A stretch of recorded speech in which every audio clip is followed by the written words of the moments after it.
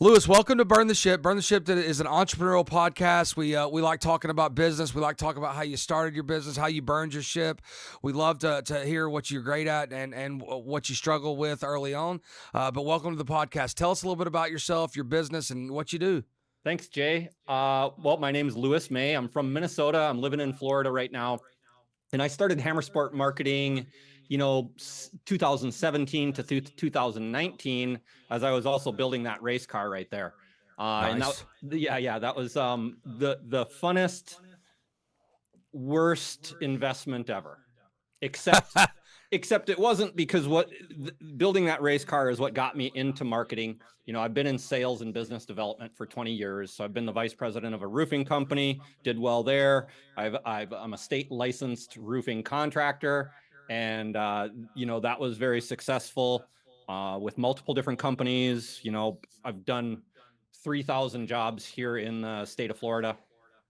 So I've been in sales almost all my adult life, and always fascinated with, marketing and brand, but not really delving deep into it. Just understanding that, man, it's really nice when I work for a company that has a well-developed brand with a system of marketing tools to help you be successful, versus working for a company that has none of that, and how much more difficult the sales are to come by, right? So in going through all of those experiences as a salesperson for a lot of different companies and a couple different industries, when I had the opportunity to kind of delve into that, it was because of the race car, and because I realized it's like, hey, I'm asking people to sponsor me and give us money to go have fun and race the car. And granted, we'll create some cool videos for them and they'll get their name on the car and they can play around and cool stuff. But I was like, man, that's not really a very good marketing investment for the majority of businesses, right? No. So we got really good at making videos, and I don't even do that. That's my friend who's the driver of the car. And he, has a YouTube channel, and that's going well and whatever. But I delved into all the different things that were happening at the time, 2018, in the marketing world. And it was a lot of rabbit holes, and it was a lot of questions of like, okay, now I get this and I can do this.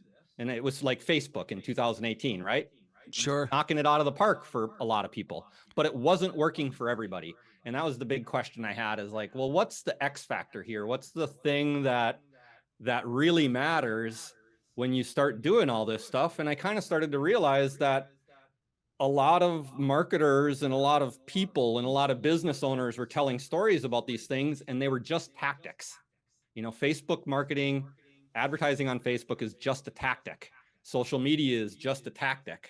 And strategy is how you decide what tactics to use when your resources are limited, but the amount of questions or the amount of tactics are unlimited, right? Sure. So I started to go into strategy, and that led me to brand development, which is, I try to say brand development instead of branding, because when you say branding, people think logo, and they're not wrong, but there's a lot more to it than that. So going down that rabbit hole with a significant amount of certainty that this was the right answer, led me to discover a lot more about brand development, and it led me to discover copywriting and study that and work on that a lot. And, values and culture, business culture, all of the different things that you want to take into account when building your strategy and building your brand, so that you have an advantage over your competitors before you even start advertising and other forms of marketing. And it really comes down to understanding your messaging that your ideal client is receptive to. Right. So, we've spoke a couple times on the phone, and we I think we're kindred spirits when it comes to marketing and face-to-face marketing and kind of doing it all. You can't do just anything, you can do it all, but we're B&I guys. That's what we kind of noticed right away. We live on the other side of the country from each other, but we're B&I guys, which I was a part of B&I from like 06. So now all my guys are in B&I groups, and I totally believe in it. So intentional thinking is what B&I kind of teaches. Be intentional, say things that are intentional. So intentionally, like what is the difference in your mind between brand awareness, brand strategy, and branding and marketing? Are all they the same? Are they different? Tell me a little bit of difference in all those. Yeah, that's a great question, and it's a really long answer, but I'll try to summarize that. Nice. And I've come up with a lot of different tools to explain that. So one of them is, your brand messaging is your communication to a real broad audience that contains your target market, but it's a message that everybody can absorb and find value in, even when they don't need your stuff. Right.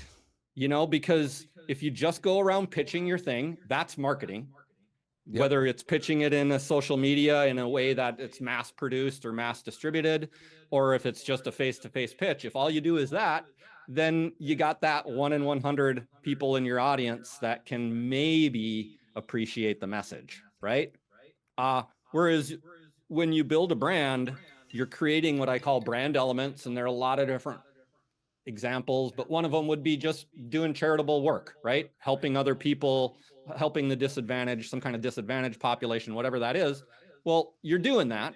And when people see that you're doing that and you tell that story, it can feel weird at first, but they can, like, there's no way to get around it that what you're doing is good for somebody else and that it's not like directly affecting your own life. And Right. people can get behind that. So people are going to get behind that don't ever need your stuff. And people are going to appreciate that message and get behind you on that idea that do appreciate what you do for a business. So Right. you're essentially growing a tree of fruit that is in your backyard instead of always just trying to pick the lowest hanging fruit from the whole world.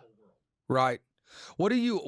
So when you're going to businesses and talking to them about their because you definitely need to do some mass marketing, that kind of thing, but how do you say the bridge of face-to-face marketing, getting out there, developing relationships, because I don't believe you can develop a relationship over an email or a text or a Facebook post.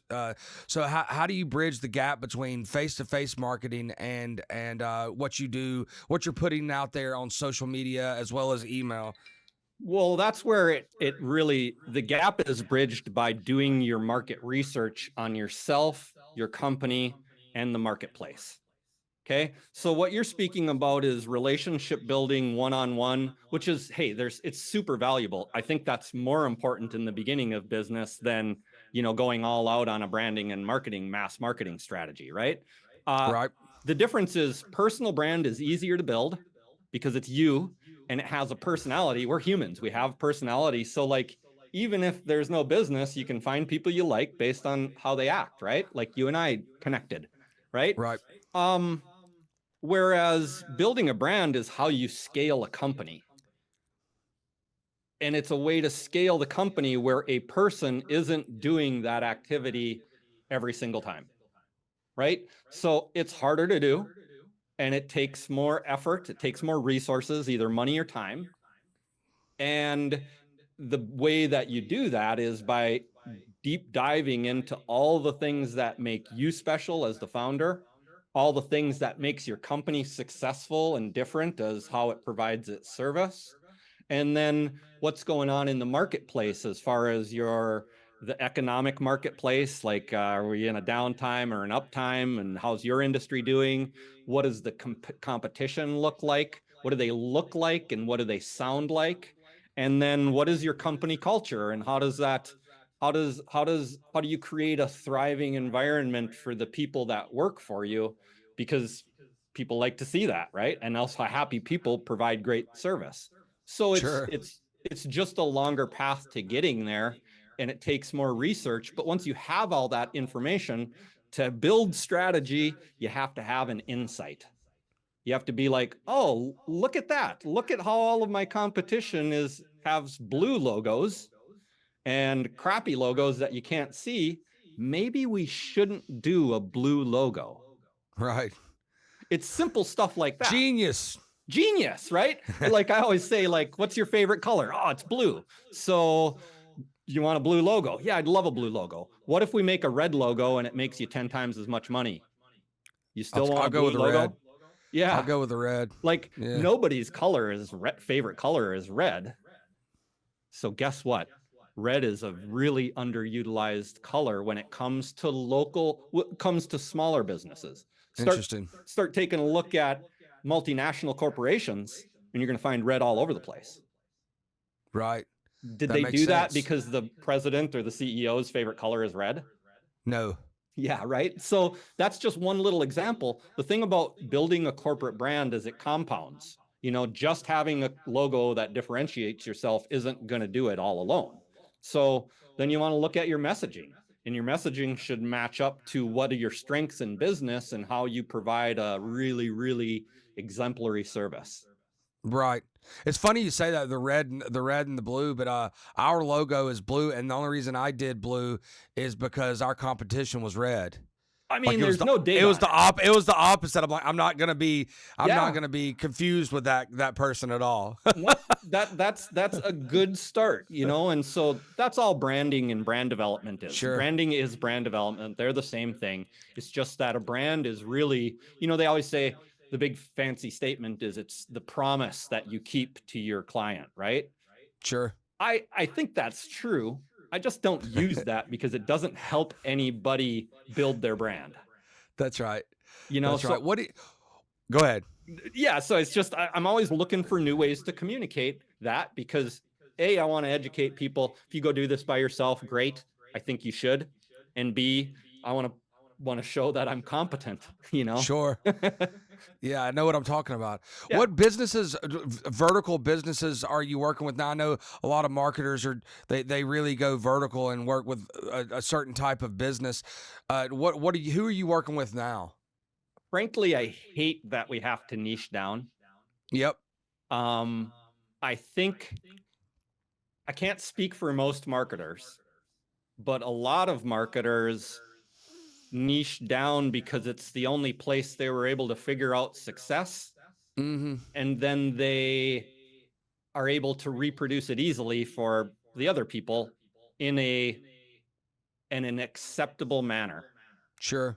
But it seems like not many of those types of marketers knock it out of the park by building a brand for anyone. Right. So when you look at an MBA level marketer, they all know about brand building. And then if you start to talk to, which I have at length, to multinational CMOs who lead hundreds of people across the world in their marketing strategy, they all know brand strategy and they all use it, and it crosses over from every industry they ever go to.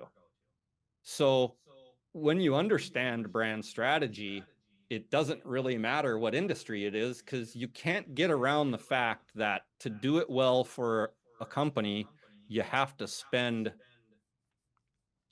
I think, months in the discovery phase of doing research and speaking to the founders and other leaders of the business so that you can help them differentiate themselves and attract their ideal client, right? It's not Sure. just about being different. So that being said, I hate it, but I still have to do it.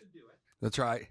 So I tend to stick to companies. I've worked with numerous roofing companies and built them amazing websites. I've also worked for a recruiting firm. I'm working for a residential property investor in California. But the common denominator about all of these companies is they're all masters of their industry. This isn't their first, they didn't just start their business because frankly, they probably can't afford me then. They could if they wanted to, but they're all masters of their industry who haven't really built and embraced the digital environment yet. So it's maybe their second or third website, but their first couple were only like $5,000 websites, and they just really didn't have. Look, you got to have a website, and if all you can do is a $5,000 one, great. I'm not your guy because I put $5,000 of work into just researching your marketplace. Sure. But it's better than nothing, and you got to have it. And it's sometimes if it's done really poorly, it's going to hurt you more than help you. So some of my clients are in that situation where they had Right. where when they speak to people, they're like, wow, this guy, I want him to come on my podcast. I want him to write us an article. I want him to do all this. I want him to speak to him. I want him to speak to my leaders and my friends. And then they check out the guy's website and it's like, what's this crap? So those are my clients, That's right. They've made a lot of money doing what they do. The property investor in California, I mean, he has like $100 million out on the street.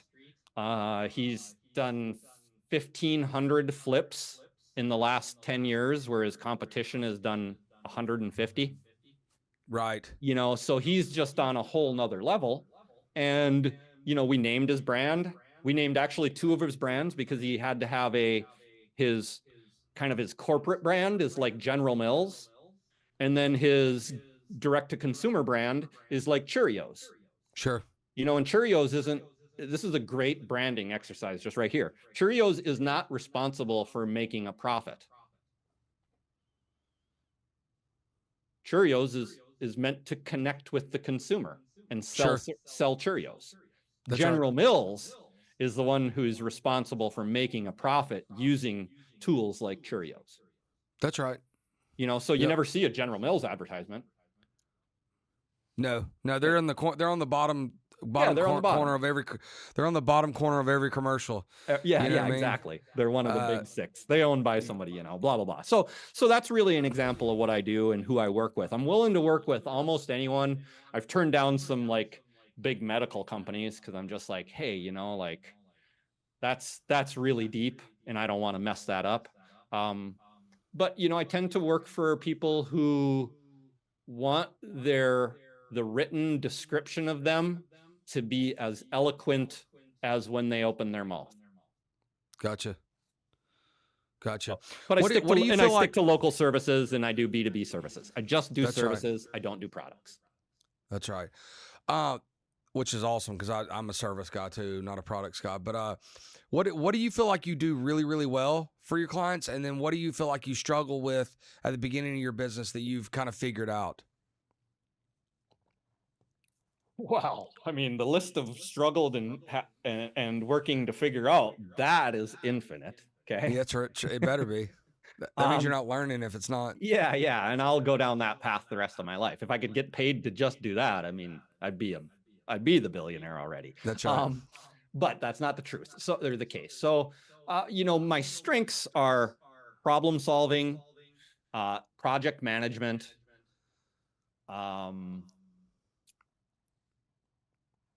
sticking to it. My values are stand up for the little guy, community, taking care of the people around me. And so the things I'm good at is, and I'm exceedingly good at attention to detail. I should have said that first, because otherwise that means I have attention to detail. But so I'm great at project management. Like I've built my first roof when I got my license here in Florida was a $800,000 commercial roof with the company. I was the license holder, but I managed that whole project, and it was super interesting. It took a long time. My last roof was a $1.5 million apartment complex re-roof, 36 buildings, and I 100% managed the entire thing, from sales to ordering to running the labor and doing collections. So I have a skill that allows me to not freak out when there's a lot of work to do, keep my eye on the end prize, on the goal, while knowing that my energy has to be expended completing things in order, but the right thing in the right time, all in the correct order. Nice. Well, tell us, Lewis, how we can get a hold of you, websites, email addresses, phone numbers, so we can get a hold of you, and everybody that's going to be watching this can go, I want that guy to do my marketing. Thanks, man. I appreciate the opportunity. You can I did all this, like I did all the stuff that businesses are supposed to do right in the beginning and building their brand, which Right. is put my name everywhere. Sure. So if you Google me, I'll pop right up. It'll look like this, you know. But my name of my company is HammerSport Marketing. And that actually got named because the race car is HammerSport Racing. And I was just like, I don't know what to name my company yet. I just started this business because I want to. So Right. like I can't perseverate over my name because I don't even know what I'm going to be good at yet. That's right. So it's HammerSport Marketing. Names aren't incredibly important, man, because there's some bad names out there that now the branding happened and you're like, oh, that just makes sense. Yeah. I was following my own rule where I didn't name it after myself. That's the main thing. Like, and hey, I know a lot of people do that, and that's okay. It's just not a great strategy when it comes to Sure. branding, but it is what it is. So It's I'm certainly not a HammerSport great Marketing. strategy, and it's certainly not a great strategy in an exit I for mean, and sure. it's old school branding. Okay, Yeah. back in the day, you wanted shoemakers shoes. Right. You Yeah, wanted yeah, for sure. Thompson's thing. Because it's Tom's son, and everybody loves Tom. You Yeah, know, and his son. yeah, but nowadays that's just not how the world works anymore, and our consumers are a little more educated than that, and we all know 25 Thompsons. So That's it's just facts. not a great strategy anymore. Anyways, I'm Lewis May. Lewis T May is how I always put my call sign. And then my company's HammerSport Marketing. I'm all over on LinkedIn. I don't do. I'm on every social media, but I'm not playing those games real heavily right now. Cool. Well, thank you for your time. I appreciate you coming on, Burn the Ship, and we'll see you next time. And everybody, be kind to each other out there.